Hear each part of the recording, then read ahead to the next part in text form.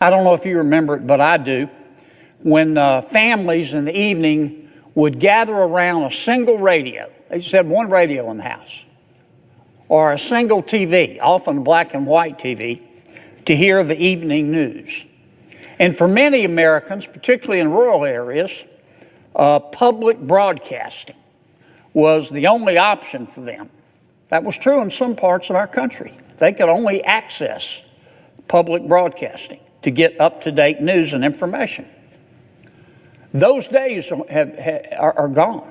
Things are much different today. Today, Americans get their news everywhere. Everywhere. Websites, podcasts, social media posts, radio shows, cable TV, streaming, broadcast television. The world has changed, particularly the world of mass communications. I think back 10, 15 years ago in my state, Louisiana, newspapers were king, followed closely by local television stations. Newspapers led with the news and everybody else followed in terms of what was newsworthy. Boy, those days changed. I polled recently in Louisiana to find out where my people in Louisiana get their news. 4% of the people in Louisiana get their news from the newspapers. That's just a fact. Number one, as you might imagine, is the internet. The world has changed. This trend is not partisan. It's not a Republican thing or it's not a Democratic thing. President Trump and former Vice President Harris, they both did popular podcasts in their election. And many of my fellow senators and many of my friends in the House running for election also did podcasts as well. A lot of the pundits have even called the 2024 race the podcast election. No American today, not one that I know of, is dependent on a single source of news to remain informed. And that's a good thing. It might have made sense many, many, many years ago for the federal government to subsidize and fund public broadcasting. 50 years ago, that might have made sense. But the ability of the American people today to access whatever news they would like to hear from whatever form of media they choose is no longer limited. It's virtually unlimited to just only by the imagination. So here's my question, Mr. President, and something that we need to think about. If all this is true, if media has changed, and it's accessible to everyone, why is the United States Congress still spending $500 million a year, not $500,000 a year, $500 million a year to fund the Corporation for Public Broadcasting? It makes no sense. The Corporation for Public Broadcasting, we call it CPB, Mr. President, as you know. It's a nonprofit entity that takes taxpayer money that it gets from Congress and distributes it to local TV and radio stations. Now, you might not have heard of CPB, but you probably heard of two of its, I won't call them subsidiaries, but two of its closely affiliated entities, I'll call them. The Public Broadcasting Station, we call it PBS, and National Public Radio, NPR. Now, here's how it works. Every year, Congress gives the Corporation for Public Broadcasting $500 million. And the Corporation for Public Broadcasting takes that money and gives it to a lot of the local TV and radio stations. And a lot of those local TV and radio stations are encouraged to, and indeed do, buy programming, if they're radio stations, from NPR, or if they're television stations, they buy a pre-recorded, pre-developed programming from the PBS. Congress established this system and established the Corporation for Public Broadcasting in 1967, over 50 years ago. At the time, Congress tasked CPB, and I'm not saying it didn't make sense then, it probably did make sense then, but Congress tasked the CPB with a mission to ensure that the American people had, and I want to quote here to be precise, had, quote, universal access to non-commercial, high-quality content and telecommunication services. And indeed, CPB boasts that on its website that 99% of Americans have access to public media. Hell, they ought to. We're spending $500 million of your taxpayer money to make sure they do. That's not the question. Because Americans have access to all different types of and forms of media today. They don't need to get their news from public broadcasting. This isn't the old days when people had one television set or one radio and lived in a rural area and that was the only source of news. The world has changed. The issue today is whether the American people need taxpayer-funded public broadcasting to access high-quality content anymore. And they don't. And we all know they don't. You don't have to be Walter Cronkite's cousin to figure that out. Everybody's got a cell phone. Everybody's on the internet. Everybody's heard of podcasts. Everybody's heard of cable. Many people have streaming services. Today, 97% of Americans have access to the internet. Why do we need public broadcasting? That's more than double the number of Americans who could access the internet two decades ago. Things have quickly changed. People now have a bottomless supply of news sources right at their fingertips whenever they need them. Why do we have to give $500 million a year to subsidize a certain small favored section of the media? Parents can also very easily find free educational programming if they want to. They don't have to go to public broadcasting. All they got to do is go to YouTube. All they got to do is go to other streaming services. The popular YouTube series Crash Course, for example, it has more than 16 million subscribers. PragerU is another educational content provider. It has 3.3 million subscribers. For comparison, PBS only has 1.4 million subscribers. You know what the difference is? You give them $500 million of your hard-earned money. That's the difference. Now, some may argue, well, we still need public broadcasting because it offers non-commercial programming. They argue it's really cool because you don't get interrupted by commercials. Well, the new chairman of the Federal Communications Commission, Mr. Brendan Carr, has just called that into question. He's called into question whether NPR and PBS are really non-commercial broadcasts. Mr. Carr has noted that NPR and PBS regularly run commercial advertisements during their shows and broadcasts in contravention of federal law. No advertising? All you got to do is turn on the stations. Give me a break. And in fact, the FCC has launched an investigation into NPR and PBS to determine whether they've been violating federal law. There seems to be no distinction between the advertiser-funded content on PBS or NPR and the content Americans can access for free anywhere else. But there is a key difference. I'm going to keep coming back to it.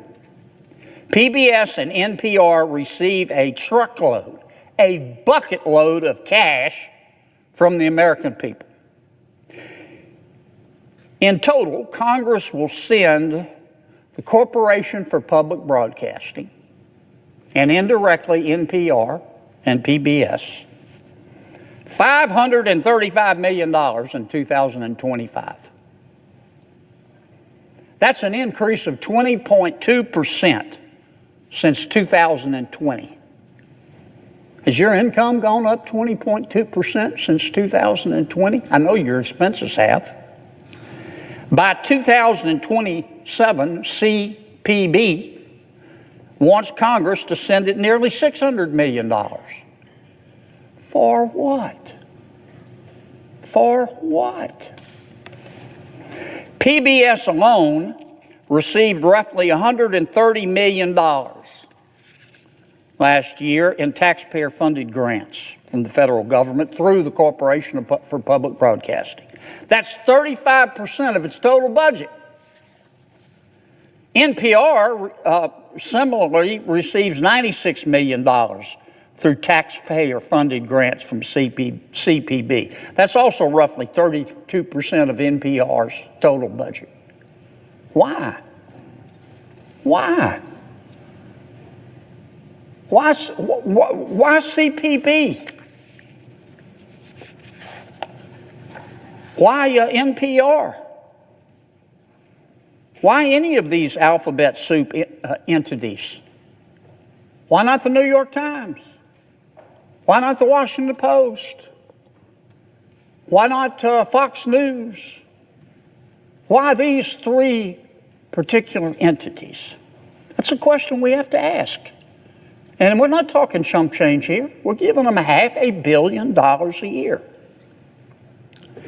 NPR is one of the few, as far as I know, they're the only newsroom in the country that gets taxpayer funding. And you would think that after receiving nearly $100 million from NPR, I want to single out NPR for a second, you would think that after receiving nearly $100 million from taxpayers, that would motivate NPR to play it right down the middle, to only publish fair reporting. You would think that with the American taxpayer giving NPR $100 million every year, like clockwork, you should be able to go to NPR and look at the news and say, I don't know what party these folks are in. I don't know whether they're liberals. I don't know whether they're conservatives. I don't know whether they're left of center or right of center. I just know that they fairly report the news. But that's not the case, Mr. President. That's not the case. I want to give you a few examples of stories that NPR has published using taxpayer money. I'll just read the headlines. First headline, NPR News Service. Michael Avenatti, quote, a profile of the media-savvy attorney. They love Michael Avenatti. You know where Michael Avenatti is today? He's in jail. You know why? He's a crook. But for a while, he was a media darling on NPR. Here's another headline from NPR. How racism became a marketing tool for country music. I kid you not. The American taxpayers are spending $500 million a year to pay a local station to buy content that says country music is racist. Here's another headline from NPR. Donald Trump's long embrace of Vladimir Putin. Remember the Russiagate? The Steele dossier? NPR was right in there promoting it. A couple more headlines that NPR is putting out there using your tax dollars. This headline, monuments and teams have changed names. Let me say it again. Monuments and teams, presumably sports teams, have changed names as America reckons with racism. Birds are next. I don't know any birds that are racist. Here's another headline. Eating less beef is a climate solution. Eating less beef is a climate solution. I don't have anything against vegetarians. I'm a semi-vegetarian myself. I eat beef, and cows eat grass. So that makes me a semi-vegetarian. But that's my choice. Not on NPR. Eating less beef is a climate solution. Here's why that's hard for some American men. Here's the final headline. I could go on the rest of the evening. How the Taliban adds to Afghanistan's woes when it comes to climate-fueled disasters. Boy, I can tell you that's on the mind of every person in Afghanistan today, is climate change. And the Taliban. I can guarantee you. I don't have a problem with these headlines. This is America. If you want to publish articles like this, which no person with a brain above a single-cell organism would call fair and balanced, if you're a news outlet and you want to publish this kind of stuff, that is your right as an American. We have freedom of the press. We have the First Amendment. You're not free in our country if you can't say what you think. You're not free in our country if you can't express yourself. I'm all for this, if that's what these outlets want to do. But I'm not for taking $500 million every single year and giving it to these stations to the exclusion of everybody else so they can do it. That's immoral. That's illegal as far as I'm concerned, or should be.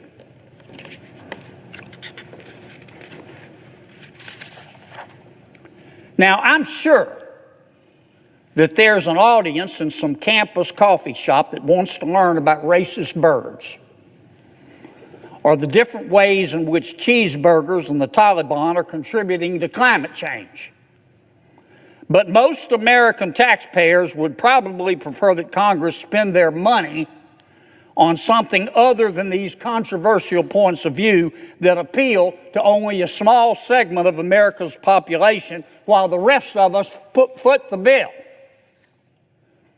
Now, that's not just my opinion. A former editor at NPR, a gentleman by the name of Yuri Berliner. Mr. Berliner, he used to be an editor at NPR. He published a column last year. And in the column, he outlined the extreme bias at NPR. He detailed how NPR decided to censor the Hunter Biden laptop story. It wouldn't run stories about it. It said it wasn't real. Mr. Berliner, the former editor at NPR, said that NPR told its readers, and I'm quoting, quote, "We don't want to waste our time on stories that are not really stories. And we don't want to waste the listeners' and readers' time on stories that are just pure distractions." End quote. The Hunter Biden laptop is real. The FBI has it. It's there at the FBI headquarters, bigger than Dallas. Of course, we now know that the laptop was not just a distraction. Every bit of it was real. But NPR censored it using American taxpayer money. NPR also similarly covered the COVID-19 lab leak theory as though it was a conspiracy. That's how the news coverage reads, in my opinion. That if you believe that COVID-19 originated from a lab leak, you're a conspiracy theorist. I would point out that we're going to have to get some new conspiracy theories in America because all the old ones turned out to be true. The conspiracy theorists are up something like 37-0. but not if you read NPR. They say or said that the COVID-19 lab leak theory, you had to be some kind of cone head, some kind of meathead, some kind of whack job to believe in that stuff. Now the federal government, the CIA, the FBI, they've stated publicly that the pandemic likely originated from what? A lab leak. I can't make this stuff up. Now, other independent analysts have shown that NPR's content also leans left. And that's fine. As I say, that's fine. Many Americans lean left. I've got a lot of friends who lean left. I lean left on some issues. I think it's great. But I'll tell you what isn't great. Having American taxpayers spend $500 million a year to fund a news service that in turn we all have to pay for. That's not right. Since 1970, the United States Congress has given NPR more than $14.5 billion. With all those taxpayer dollars, NPR bought a $201 million office space just up the road from the Capitol.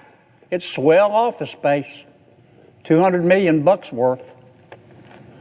NPR pays its hosts as much as $532,000 a year. It pays its chief diversity officer $320,000 a year. Pretty good work if you can get it. Not NPR money. Came from you. You paid those salaries. And despite all the spending, NPR's audience continues to decline because they're obsolete. Now, Congress does not send taxpayer money to the most popular podcast hosts in America. We don't. The anchors on Fox News, the anchors on CNN, the anchors on MSNBC, nor their stations, they don't get any taxpayer dollars. Nor do any of the journalists that ask me questions every day in the hallway of this building, unless they work for NPR or PBS or their affiliates of the Corporation for Public Broadcasting. Congress should not be picking winners and losers in the news media. But that's what we're doing. The United States of America has $36 trillion in debt. We can't afford anymore to blow $500 million for public broadcasting when Americans can find the same content, and in many cases better content, online for free. Now, if you want to support NPR and PBS or any other public media outlet, that is great. God bless you. This is America. You're free to do it.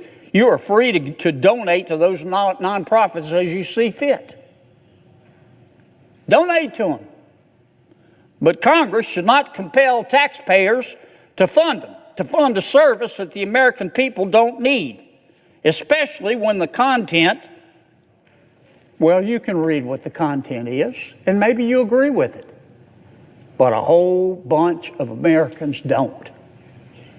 A whole bunch of Americans don't think that birds are racist.